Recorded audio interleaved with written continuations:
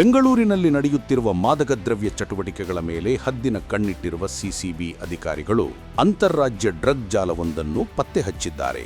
ಮುಂಬೈನಿಂದ ಬೆಂಗಳೂರಿಗೆ ಕೊಕೈನ್ ಸರಬರಾಜು ಮಾಡುತ್ತಿದ್ದ ಮಹಿಳಾ ಪೆಡ್ಲರ್ ಅನ್ನು ಸಿಸಿಬಿ ಮಾದಕ ದ್ರವ್ಯ ನಿಗ್ರಹ ದಳದ ಪೊಲೀಸರು ಬಂಧಿಸಿದ್ದಾರೆ. ಸಿಸಿಬಿ ಕಡೆಯಿಂದ 1.20 crores 121 grams cocaine foreign national lady ಇದ್ದಾರೆ, ಅವಳ ಕಡೆಯಿಂದ ರಿಕವರಿ ಆಗಿದೆ. ಈ ಪರ್ಟಿಕ್ಯುಲರ್ ಲೇಡಿ ಅವರು ಮುಂಬೈಯಿಂದ ಡೆಲ್ಲಿ ಹೋಗಿ ಡೆಲ್ಲಿಯಿಂದ ಇದು ಕನ್ಸೈನ್ಮೆಂಟ್ ತಗೊಂಡು ಬರ್ತಿದ್ರು. ನಮ್ಮ ಸಿಸಿಬಿ ವಿಂಗ್ ಅವರು ಮಾಹಿತಿ ಪಡೆದು ಮುಂಬೈಯಿಂದ ಟ್ರೇಸ್ ಮಾಡಿ ಕೇಸ್ ಮಾಡಿದ್ದಾರೆ. ಟೋಟಲ್ ವ್ಯಾಲ್ಯೂ 1.20 crores ಇದೆ. ಕೊಕೈನ್ ಇದು ತುಂಬಾ ಒಳ್ಳೆ ಕ್ವಾಲಿಟಿ ಇದೆ ಅಂತ ನಮ್ಮ FSL ರಿಪೋರ್ಟ್ ಪ್ರಕಾರ ಬಂದಿದೆ. ಮಾದಕ ದ್ರವ್ಯ ಮುಕ್ತ ಬೆಂಗಳೂರಿಗಾಗಿ ಪೊಲೀಸರ ಈ ಫೈಟ್ ಮುಂದುವರೆದಿದೆ.